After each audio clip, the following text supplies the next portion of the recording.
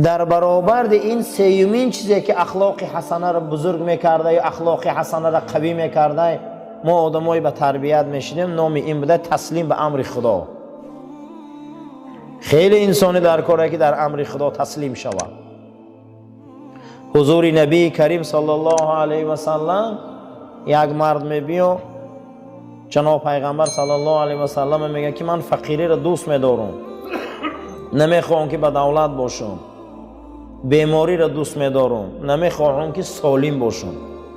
گفته چی با آخی؟ گفته بسیاری به دولت ها را دیدستم امروز یک کارایی را کرده است که اینا جهنم میرن. بسیاری آدمای سلامتی دار را دیدستم کلا شکر خدا را به جان آورده است. ایوه من خدا کسل کنه و فقیر کنه. بعض را در جواب گفت که نه این گپ نگو، ما این ده توکل و تفویض داریم، ما این ده تسلیم داریم که هر چیزی ده که خرسندی خدای همو بین سری ما ده شود. یعنی که با جناب پیغمبر صلی الله علیه و سلم صحابه را نصیحت کردند که هر چیزی که بین سری ما ده میبیایه خدا راضی باشه همو ده ما راضییم. رفته که دمو ثروت خدا راضی باشه چون ما راضی نبودن؟ رفته که دمو بایگری روزگی خدا باشه چون ما راضی نبودن؟ رفته که در همو فقیری غضب خدا باشه با ما راضییم؟ رفته که در همو بیماری که غضب الله باشه با ما او در راضییم؟ نه، فقط راضیگی الله باید ما طلب کنیم. نه صحابه بزرگ، نه هر چیزی ده که راضیگی خدای همو ده باید ما راضی شیم. خیلی وقتی که راضیگی الله در زندانی ما باشن خیلی گپ نه ما راضییم. راضیگی الله از دست دادن فرزند باشه ما راضییم. روزگی الله در بیماری ما بوده ما راضییم. روزگی الله در نابودی ما باشه ما راضییم. انامینه اینا میگن تسلیم امر به سوی خدا. هر انسان باید تسلیم امر داشته باشه، هر یک امر ده تسلیم شویم. انامین سیومین کاری که انسان در امر خدا دادگی در امر خدا تسلیم میشده، این یکی از چی بوده؟ اخلاق های حسنه اسلامی. باید انسان تسلیم شود. امیرالمومنین فاروق اعظم وقتی در نماز بامداد حضرت خنجر میخورند، بعد از اون امر میکنن که تا نماز عصر خلیفتون یاوی، خلیفتون معلوم کنین که من در نماز عصر نیستم دیگه. بعد از اون با صدای بلند صدا میکرد که پروردگارا من در این امر تو راضیم، من در این مصیبت بالام آمدگی در تسلیم امر تو، هر چیزی که در او راضیگی تو باشه من راضیم. بعد از اون که صداشا بلند کرد که عبدالله پسر عمر، که حضرت میگه دویده آمد گفته که لبر گو پدر جان، گو غصه نخور بچم، غمگین نشو بچم، گریه نکن بچم، شینو نصیحتام گوش کن. گو تمامی مردم پیشنهاد کرده سیان که عبدالله را به جای خود جاینشین ما، من تو را جاینشین نمیمانم، برای که چی فایده از خلافت و راهبری کرد از یک عائله یک کس بس همین من کردم. دوم میخواهم که در نزد الله فرد از خاندان من یک کس از این مسئله جواب دهد. سیوم گو غوسه نخور، اکنون تو باید تسلیم باشی در امر خدا، زیرا که مرگ به هر لباس می بیا. امروز ما به همین لباس آمد که به جان ما سوی قصد شد و من خرسندم که از دست مسلمان کشته نشدم و من خرسندم که از دست یک منافق کشته شدم و دعوای من فردا بالای سر یک مسلمان ده نیست، دعوای من که بالای سر یک منافق ده. من از این کارم راضیم و تو را نصیحت میکنم بچم، هر چیزی که در دین تو ضرر میبیاره از او گریز، هر چیزی که در دین تو فایده میبیاره او را قبل. و اگر فقر تنگ دستی بالای تو ده بیایه مثل کوههای دنیا هم بار شما، هیچ محل شریعت پیغمبر خور نکن. با شریعت باش، با اسلام باش، با دین باش و همیشه آدمای شکسته دل و مظلوم دوست دار و آدمای ساده را دوست دار، زیرا آدمای ساده و مظلوم اونها آدمای اهل ضرر نیستن. و همیشه این نغز دان، علما را احترام کن فرزندم. اگر علما احترام نشوه، علما قدر نشوه، دانسته باش که شریعت خور می شود، شریعت حرمت نمی شود. برای همین برادر این نصیحت های امیرالمومنین در وقت مرگشانه بعد از او گفت در کار خدا تسلیم باشه، در کار خدا تسلیم باشه، در کار خدا تسلیم باشه تا که ایماناتون سالم ماند. هر چیزی را که ما میبینیم این اول نوشته شده برادرو.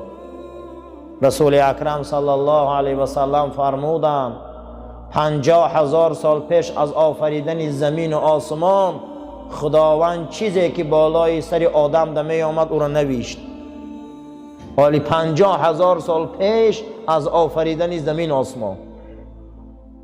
امروز ما غمگین میشیم، ما خرسند میشیم، بالا مونده مصیبت میبیا، بالا مونده بدی میبیا، بالا مونده چی عملی شایسته و ناشایسته میبیا، ایرا نغزان این نوشته شده گرد، این نوشته شده گرد. امروز ما میبینیم چه مصیبت و بلا و کلفت و رنج و غریبی و مسافرند، این خدا عمل نوشتگی هست، با او بالای سری ما ده میبیا. انهمیده باید ما تسلیم شویم، تسلیم به امر فرمان خدا. کسی که به امر و فرمان خداوند اگر تسلیم شود، او انسان سیوم شاخی اخلاق اسلامیش درختش بیدار بده. حتی حضرت جناب پیغمبر صلی الله علیه و سلم، حضرت عمر حدیث روایت میکنند که رسول اکرم فرمودند که خداوند تمام امر در بالای فرزند آدم نوشت، حتی العجزی والکیسی، حتی که یک خندیدن، حتی یک خفه شدن هم در اونجا نوشت. در نامه اعمال شما حتی یک خندیدن و یک چی را گفت، یک همین میجه زدن، خفه شدن در همونجا نامه اعمالتان در نوشت. این رای خدا دانه، تسلیم شوی به امرای خدا. کسی را اگر خفه میکنن، کسی را میخندانن، این همون روز خدا نوشته بوده. چهارمین چیزی که پروردگار برای اخلاق ما علما او را آورده که اخلاق اسلامی شوه، اخلاق مقصد گپ دینی شوه، ما مسلمان شویم، رضایت امر خدا به سوی خدا. برادرها راضی باشه، از زندگی راضی باشه، از این زندگی ها باید ما راضی باشیم. من امروز خدا برای ما زندگی داده، از زندگی باید ما راضی شویم. هر کسی که از زندگی دادگی خدا راضی نمیشوه، او را یگان خدای دیگر را کاوه گفته جناب پیغمبر. رسول اکرم صلی الله علیه و سلم فرمودند که پروردگار در حدیث قدسی فرمود که حبیب محمد صلی الله علیه و سلم هر کس به قضای من دادگی راضی نیست، هر کس به تقدیری من کردگی سر نمیفراره، هر کسی که من قلم تقدیر در زندگی او نوشتم رضایت نداره، رو سراغ دیگر پروردگار. یعنی ما ای بندگی میبرویم وقتی راضی نباشیم. امرای خدا را به سوی خدا باید ما روانه کرده راضی باشیم، رضایت داشته باشیم. انمو وقت اخلاق ما بیدار میشود. ایره میگن اخلاق حسنه، ایره میگن اخلاق اسلامی، ایره میگن اخلاق مسلمان. برای همین ما و شما توکل به خدامون قوی کنیم. ما درباره توکل خیلی صحبت کردیم. دویمش بود تفویض. تفویض از توکل یک درجه بلند نزد الله داد. وقتی که ما میبیاییم بیمارمون در دکترخانه میمونیم، تمامی شرایط میکنیم، اون نقض میشه و نمیشه و او را باید ما از خدا بینیم. همین تفویض میگم. همه شرایط کردی. بسیاری بیمارا بیچارا شرایط میکنن، شما باید دنیا میگذارن، تمامی کار میکنن و از دنیا میگذارن، فرزند میبرن در دانشگاه میمونن، همه شرایط میکنن اما ناموفق میشوه. ایره میگن تفویض. اگه بیا به خدا سپرشه که همین باید باشه. تفویض همین بوده است که تمام امر به سوی خدا روانه میکنی.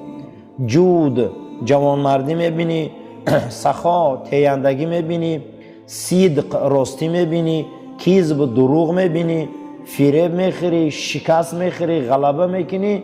ایره میگفتیان تفویض. ایره به خدا روانه کن. دویم ریشه اخلاق حسنه همین بوده. بسیاری انسان ها نغز سر میکنن به زیب تمام میکنن، کاری نغز میکنن بیچاره عاقبتش خوب نمیشود. برای همین الله جل و علا شأنه در قرآن فرموده اعوذ بالله من الشیطان الرجیم لکی لا تسوا علی ما فاتکم. بسیار زیقی غصه نخوری آن چیزی را که ای دست داده. بسیاری چیزا را ما ای دست دادیم برای وای غصه نخوری، میگه وای به خدا سپاری.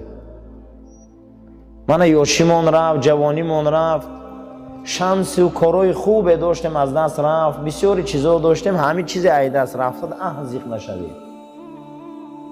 لکی لا تسوا، هیچ محل غمگین نشوید علی ما فاتکم. بسیاری چیزا را ما ای دست دادیم زیقی نکنید دیگه، غمگین نشوید. رفت و دوره گذشت، برگذشته صلوات. ولا تفرح لما آتاکم، و خرسندی نکنه که او چیزی که در دست شما داده. خرسندی نکنه که از پشت هر خرسندی امتحان ای. ای پشت هر یک چیزی که در دستمان داده امتحان ای.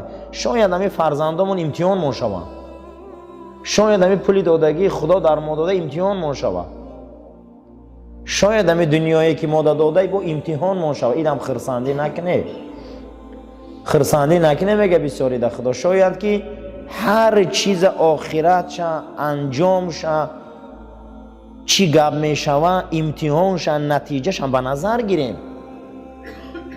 ما نمیدونیم که آینده همین کارولی چیه، ما آینده شه نمیدونیم. ما نمیدونیم که عاقبت هر یک کار چی میبره بالای سری ما. در این میگه خرسندی نکنه زیاد. بسیاری من در تولد فرزندامون خرسندی میکنیم، بعد کلان میشن به هر دردی سرمون میشن. در دارایی پول خرسندی میکنیم، بسیار دردی سرمون میشن. در گرفتی ماشینای سبکرو خرسندی کردن بسیاری انسان ها همون ماشینا آفتش که ای بین رفتن. چیزی که در دست داریم اودم خرسندی نکنیم، چیزی که ای دست رفت اودم زیق نشویم. چیه این؟ توکل و تفویض. معنی تفویض چی بوده؟ که به خدا مش روانه که من حاضیم اومدیم در مسجد شیشتیم، طهارت داریم، منتظر نماز شامیم. یک وقت میشم که یک عمل ناشایسته میکنیم، شام ثوابش از بین میروه. معلومه که به خدا روانش که خدا قبولش نکرده. و خدا با داره قبول، داره قبول، داره ناقبول، داره و موردی پذیریش داره که قبولش نمیکنه. انا میره میگفتن دیومنگیش تفویض اخلاق مسلمان بلند میکرده، تربیه مسلمان بلند میکرده. یک انسان میخیزه رهی دراز طی میکنی سرزمین میبیون، اما یا بیمار میشه و خونهش بیچاره دست خالی میروه. اکی را تفویض به خدا کنه، اخی تفویض به خدا کنه. بسیاریامون میبینیم در همینجا پیش یک برادرمون اگر همون مبادا خدمت کرده نتانمونه در بالا مونده میروه، تو من آوردی، تو من این کردی اون کردی، گریبونش همه قبیم عزیزم این خطا های، این تفویض های. ما نمیدونیم پگه چی گپ میشوه، ما نمیدونیم پگه چی گپ میشوه. شاید که پگه هم آدم از دنیا گذره، شاید هم آدم به یک بیماری گرفتار شوه، شاید هم انسان به یک تهمت گرفتار شوه و ما هم گریبانی او را قبیده میگردیم. مسلمان باید تفویض داشته باشه. معنی تفویض چی بوده؟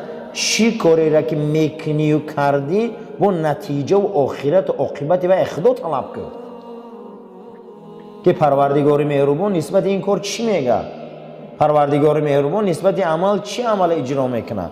اینا میگفتن تفویض.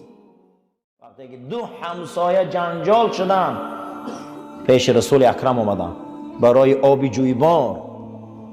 آبی جویبار ای بدری باغ ایش میگذشت جنجال شد. حضرت گفت چوا آب من میکنی؟ تو کی که آب من میکنی؟ در اسلام هیچ کس حق نداره آب من کنه. گفت من بدری باغ گذره. گفت فردا وی اعلان کرد که این انسان که خیش رسول اکرم پشتیش گرفت. آیه مبارکه قرآن آمد که پیغمبر هر کسی به حکم تو راضی نیست کافر است. کسی به حکم رسول اکرم، به زندگی رسول اکرم راضی نشود، به امر رسول اکرم تسلیم نشود، وی حال ایمان نداره برادران. پیغمبر ما خوشبو بود، پیغمبر ما ریش کلان داشت، پیغمبر ما لباس سفید و سبز دوست می داشت، پیغمبر ما رو موی سرش لخچه باری سیاه از بالای گوشاش مگه کشال بود. حتی که حضرت ام سلمه مادر ما گفت ای که خوراکخوری رسول اکرم دوست می داشتم. چگونه بود خوراکخوریش؟ در پای چپش تکیه میکرد، هیچ محل با پهلو پادراز رسول اکرم ندیدم که اوقات خوره. در پای چپشان تکیه میکردن، خشان میپرتافتن، همین گونه نان و خوراک میخوردن که صدای نفساش من میفهمیدم. همخیل خوراکخوری تازه داشتن. حتی مغزای نان چینده میخوردن حضرت. حتی خوراک کاسش میدید و میگو همین خیل میخوردن که میگفتی نو ای آبی چشمه تازه کر آمدگی. یگان محل ندیدم که در خوراک درشتی کنن و یگان بار ندیدم که از دهنشان بوی بدی خوراک بیاید مثل چسناک پیاز میو. این بود میگه اخلاق رسول اکرم. برای همین وقتی پیش تو محاکمه میبیایم، وقتی پیش تو صحبت میبیایم، تو برای اونها فتوای اسلام امر خدا را گپ میزنی، اینها راضی نمیشن، اینها قبول ندارن و یسلم و تسلیم، اینا تسلیم نمیشن. میگه نه اینا میگه ایمان ندارن. ولی کسی که بر رسول ما خداش خواه که ایمان داشته باشه باید قضای رسول اکرم قبول کنه، باید فتوای پیغمبر ما را قبول کنه، باید حدیث های رسول اکرم قبول کنه، آیین او را قبول کنه. اگر ایره قبول نکنه عزیزا، حالی وی میگه شما مومن نگوی، مسلمان نگوی. فلا و ربک ولا یؤمنون. او را خداشناس ندانه. کدام خداشناس دانه؟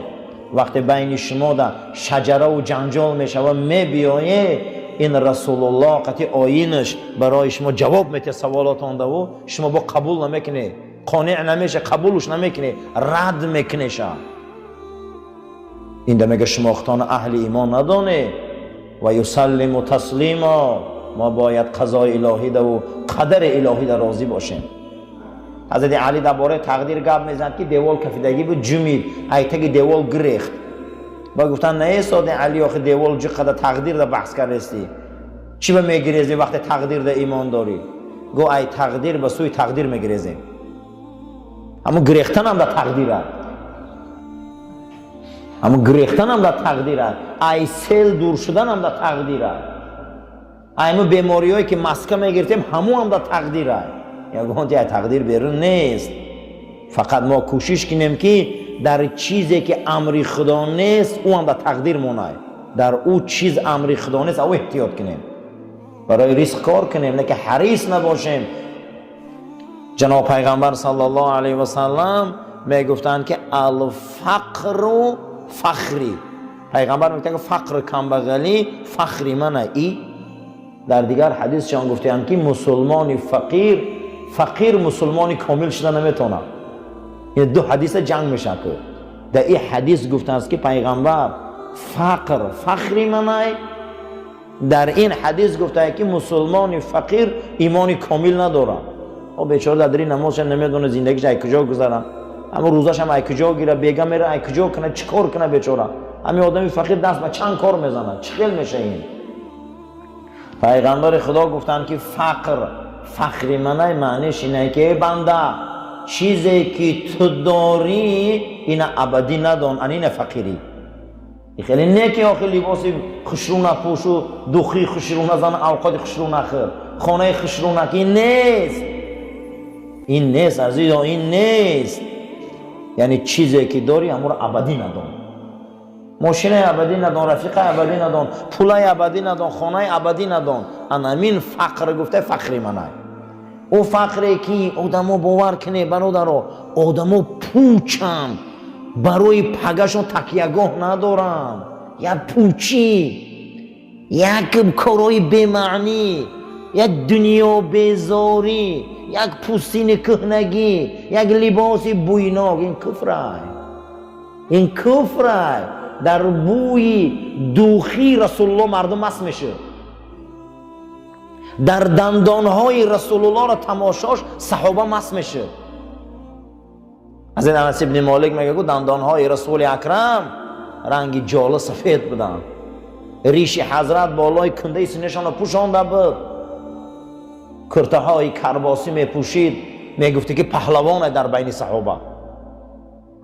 یگان مراتبه مویله بی رسول اکرم ما ندیدیم، مویله باش تراشیدگی بود. مسواک چوبش میدیدیم که در بالای گوشش رنگ استاهایی که قلم میمونن هم خمونده بود. هر باره که میدیدیم مرغ چوجه مرغ رفته ای بازار خریده آورده، خودش کلان میکرد، با دست پروری خودش همو چوجه را میخورد، حتی که گوشت همه بازاری در میل میکرد. بسیاری وقت خوراکی هاشو میدیدیم ای شطوری خودشان ای شیری همون بود. حتی که عایشه مادر منو میپرسید روزی که عایشه دوخی داری؟ دوخی های من تمام شده. عایشه مادر من میگه نه ندارم، منم تمام شده گیه. معلوم میشه که در اسلام دوخی مردکی زنکی نداشته. این حدیث معلوم میشه که در اسلام دوخی مردکی زنکی نداشته. اینا رو همین مدل یوروپ رو آورده بدیم. ندارم فرستاده خدا یگان کرته داره که نه دوخی زده باشه. بله دارم، هوای بیار میگه همون رو میبیاره در آب تر میکرد میجفید، همون آب در دیداراش میمالی و مسجد میرفت. این بود تقدیر، این ای قضا، این ای الگو، این ای نمونه، همه میده تقدیر ای. ان الله طیب، خدا خوشبو های و پاک میداره خوشبوها را. حدیث صحیح های، خدا پاک های و پاکیزگی را دوست میداره. برای الله جل و علا شانه فلا و ربک ولا یؤمنون حتی یحکموک فیما شجر بینهم. نه ولی میگه مسلمانی کامل نشدیم، حالی ایمانی کامل ندارم به خدا یگانه حبیبی من محمد صلی الله علیه و سلم. اینا رو تو مسلمان ندان، اینا رو حالی صاحب ایمانی کامل ندان. کدام وقت اینا ایمان دارن؟ وقتی بینشان در نظام میخیزه، جنجال میخیزه، خرخشه میخیزه، تو پیش تو میبیایم، پیش آیینی تو میبیایم. وقتی خدا و رسول در این مسئله گپ میزنن، اینها قضاشان میفهمن و یسلم تسلیما، میگن ما در قضای الهی تقدیر راضیم. انا می گپ نگوان، حال ایمانشان پره نیست. کدام وقت ایمان پره میشده؟ قضا و قدر در راضی شدن در کاره، تقدیر الهی در راضی شدن در کاره. کسی که در تقدیرش راضی نیست، کسی در قضاش راضی نیست، اینا نغزدانه که تسلیم نشود در امر رسول الله و انسان حال ایمان نداره. همین هم در درون قضا ها، این بیرون نیست. خدا بعضی حالات در عمر آدم، رزق آدم وظیفه دار به دعای مظلوم پدر و مادر کرده. همین دعای پدر و مادر میگیره آدم یا نه؟ دعای مظلوم آدم میگیره. همین هم در تقدیر خدا وارد کرده. حضرت رومی میبیاره که ارواحش نبارم که یا باغبان میگه باغی خوبی انگور انجیر داشت، یک دوز میدرویه بالای انجیر و انار میدرویه خوردن میگیرن و میگه ای فلانی باغی من نیاخی فرا این چی ظلمی از حقی من خانه سوخته با ملورنگ بوده ایده و میگه این باغ خدا، این میوه خدا، این زمین خدا، با چه خیلی تو صاحب در عقیده ایجا 30 ساله محنتی باید در زمین زده. میگه همش ای خدا. و اینم باغبانی دانا بودم، میگه میبرم انجیر میکشم میفراره و دست و پا رو میده کرده میبنده و میره یک گورانه خوب میگیره میبیا میگه ای خیمچک خدا، این بنده ای خدا، که مور دانک میزنه با بنده خدا. برای همین برادر همه قضا در روزی شدن در کاره. بعضی آدم ها رو میزنن همون در تقدیر شد. اومده دزدیده نیمی مولا برده و میلیسه قبه وره با سری وید مولا ویده با شکرچوی تو وید مور دانک زدن در کاره با هم تقدیرش ده بود. بعضی آدم ها رو با اگر یک کف مول نکنی مور دانک نزنی کن نمیشه آخی ویم دم قضا شد. خدا کوهی تو را برداشت بالا یهودی ها دا آورد گو اگر موسی دا ایمان نمیگره بالا تو چپا میکنم. و بعضی زنک و بعضی گوده که باید مور دانک نزنی نماز نمیخون آخی، باید همه خیمچک شب نکنی با همون نمیخونه نماز، با همه ها رو خیسته باید نه ترسانی نمیخونه. همینه برادرای عزیز. اگر ما یگان مسیحی در کار نداریم، ما یگان یهودی در کار نداریم، وقتی میگه اشهد ان لا اله الا الله و ان محمد رسول الله و کارش میگیری. و چی میگی که کلمه را میگی اخی؟ اگر همون روی به دیگر آینه ما کار نداریم مودا. وقتی این گپ میگی اکنون بیا تسلیم شویم امر رسول اکرم دا، بیا قضا و قدر دا تسلیم شویم. برای همین برادر کسی را بای میبینه، کسی را کمبغل میبینه، کسی را با توفیق میبینه، کسی را به توفیق میبینه، کسی را فرزنددار میبینه، کسی را به فرزند میبینه، اول باید به تقدیر ایمان بیاریم که تقدیرش بوده. لیکن دوم فرمان رسول اکرم تسلیم شویم که پیامبر چی گفته؟ انا همین ای برادرها قضا و قدر، انا همین ای شریعت داری، انا همین ای آیین اسلام، انا همین اخلاق مسلمان. خشا به حال انسانی که پیش از آمدن گورش آباد کنه. خشا به حال انسانی گفتم توبا، خشا به حال انسانی که پیش از قبر در آمدن قبرش امارت کنه. خشا به حالش. من همینجا در شیشتن صحبت ها ما همش برای همینه که ما فردا یک جا را آباد کرده رویم. یک روز میرسه که فردا چوپی که اجل در رسدد. همه مانده دنیا مهلت های، همه چیش یک وقت معین قطعی های. ساعتش می بیا به حکم ضرورت زبان در کشی. آن روز با دیگه من حبستگی هم زبان محکم های دیگه، نه اخلاق گرفته میتونیم و نه تربیت گرفته میتونیم و نه اخلاق داده میتونیم و نه تربیت داده میتونیم. برای همین امروز در درس اخلاقیات من هر نماز جمعه هست تربیت از دیدگاه اسلام. امروز یکی از بهترین اخلاق تسلیم شدن به قضا و قدر بده. ما مسلمانیم و الحمدلله. هر کسی که به قضا و قدر ایمان نداره وای مسلمان نیست. هر یک مسلمان باید ایمان داشته باشه که قضا چیه، قدر چیه. قضا اصلا برادرها به معنای چی را میگن؟ به معنای پر شدن. همین وقتی که لیمچه پر میشوه، وقتی لیمچه پر میشوه از گندم او را میگن قضا. وقتی مخچه را میگیری در دهن لیمچه میندازی ای پایانی او کنب میبندی و سخت میکنی، نام همون مخچه و بند میگن قدر. خوشرو فهمیدی آخی؟ زندگی ما بر وقت لیمچه شده که زیق نشوید. کسی خرسان میشه، کسی زیق میشه، کسی پول میوه، کسی گدا میشه، کسی پشپا میخوره، کسی به ایمان میمره، کسی به ایمان میمره. چیزی که در زندگی از درو لیمچه ده هسته و بر وقت دهنش بستگی هم. ما باید زیق نشویم آخی. یک انسان 24 ساعت و 12 ماه کار میکنه، یک وجدو نمیشه.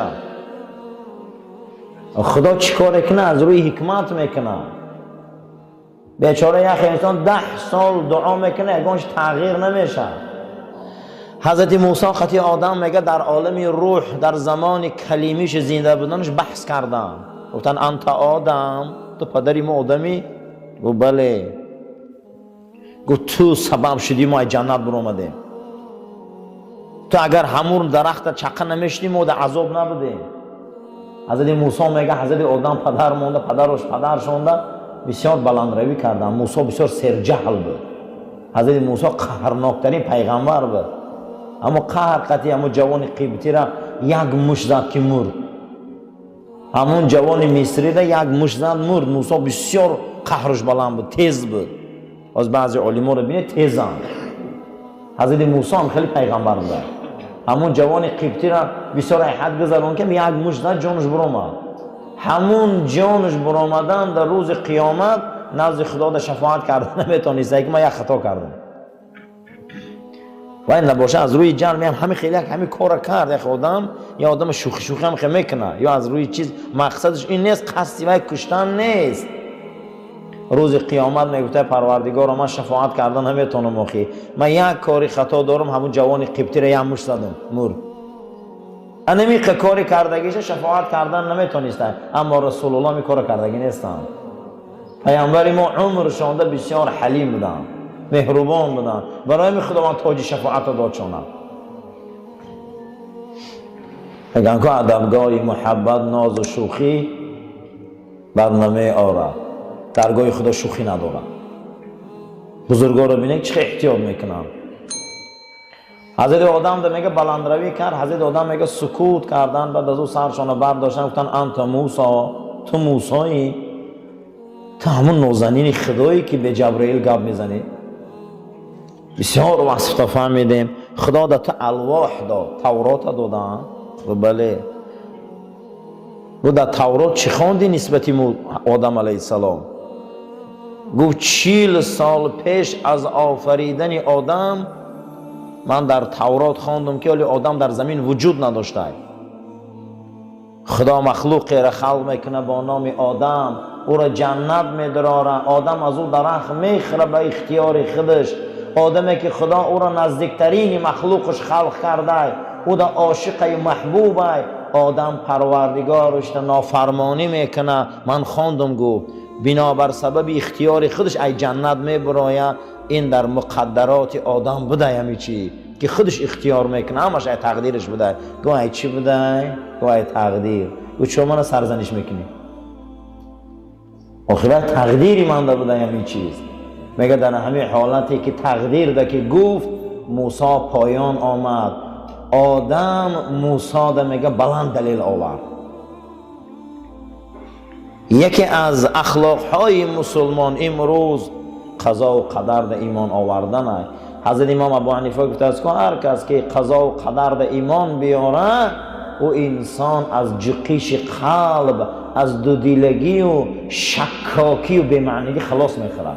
خیلی بچه‌ت میموره، زنت میموره، فقیر میشی، قشاق میشی، بانکرات میشی.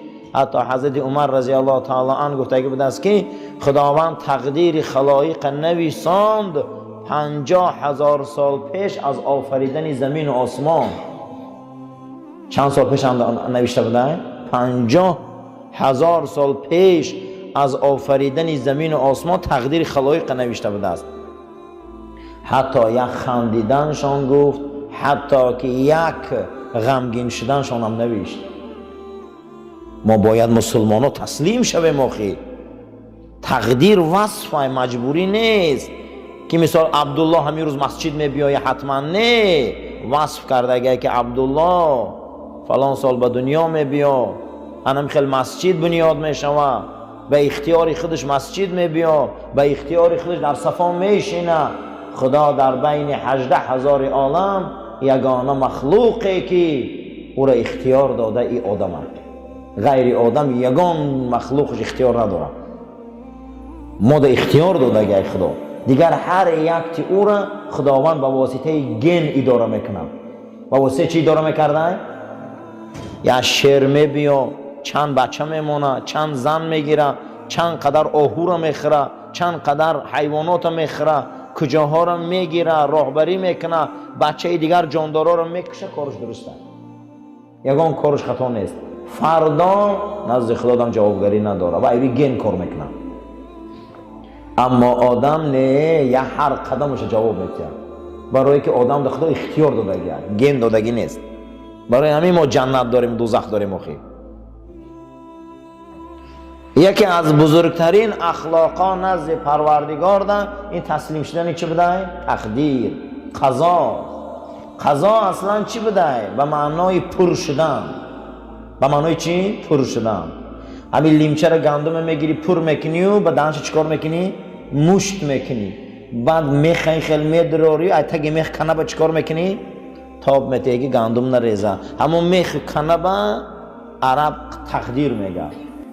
قدر اصلا انتهای شیء.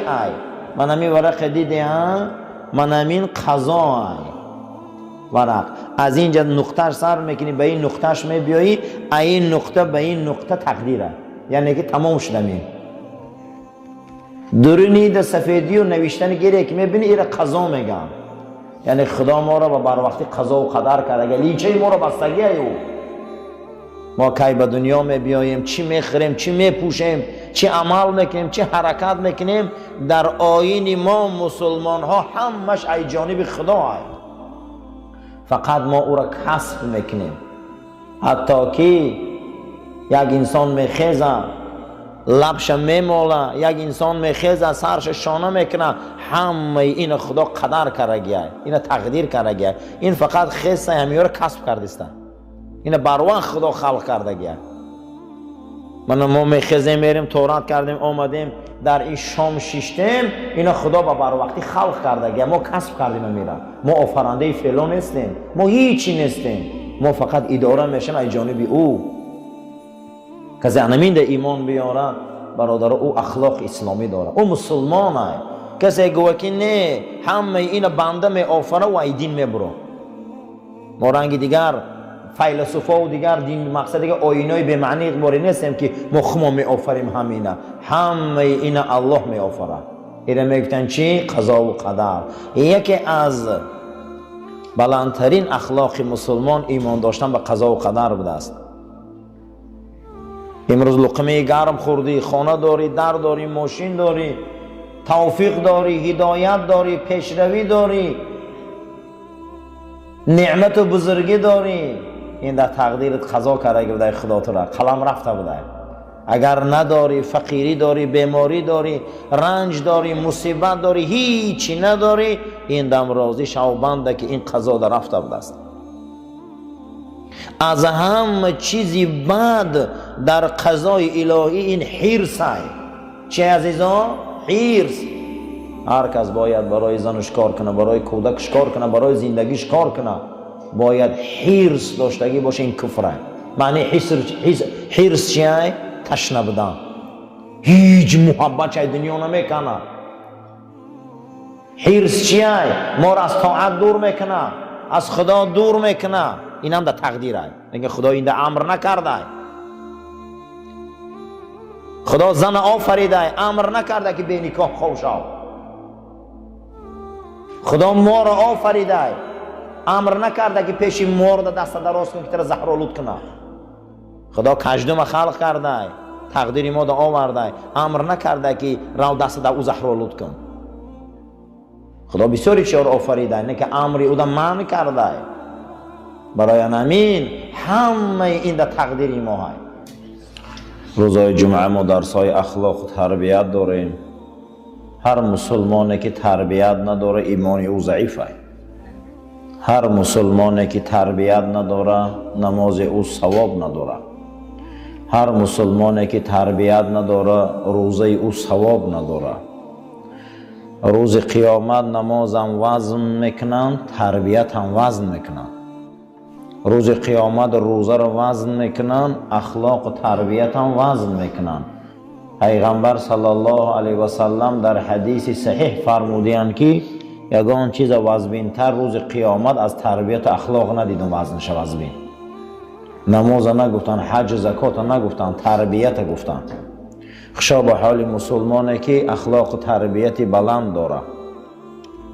کنونت که امکان گفتار هست بگو ای برادر به لطف و خوشی. امروز خدا زبان ملایم کرده گپای نغز گوی، گپای خوب گوی، یا گپ گویی که پگه در کار شود. بسیاری گپا آدم در دردی سر میشه. کنونت که امکان گفتار هست بگو ای برادر به لطف و خوشی. گپای ملایم آهسته آهسته گپ زنیم، گپای خوب گپ زنیم، از اخلاق و تربیت گپ زنیم، از مدنیت انسانی گپ زنیم که فردا چپایی که اجل در رسدد خاناخواه همه ما میگذاریم. امروز های فردا های بیگاه های 1 سال های 10 سال های 50 سال های هیچ کس در این دنیا برادر ابدی نمیمونه که فردا چپایی که اجل در رسدد همه ما از دنیا میگذاریم. به حکم ضرورت زبان در کشی آن روز ما ضرورت داریم، دیگر گم زده نمیتونیم، دیگر ما نصیحت کرده نمیتونیم، دیگر این خیل صفای نماز شیشته نمیتونیم. پروردگار ما را یک توفیق هدایت ته که تقدیرامون ایمان بیاریم، قضاهامون ایمان بیاریم، حکم رسول الله ده ایمان بیاریم، حدیثاش ده ایمان بیاریم، شریعت ده ایمان بیاریم، تا این که قضا و قدر ما فردا نزد خدا ده ارزشمندترین قضا و قدر باشد. اللهم ربنا آتنا فی الدنیا حسنه و فی الآخرة حسنه و قنا عذاب النار و صلی الله تعالی خیر خلق محمد وعلى أصحاب الأجمعين آمين يا رب العالمين. صفاتنا راست گیره، تلفوناتنا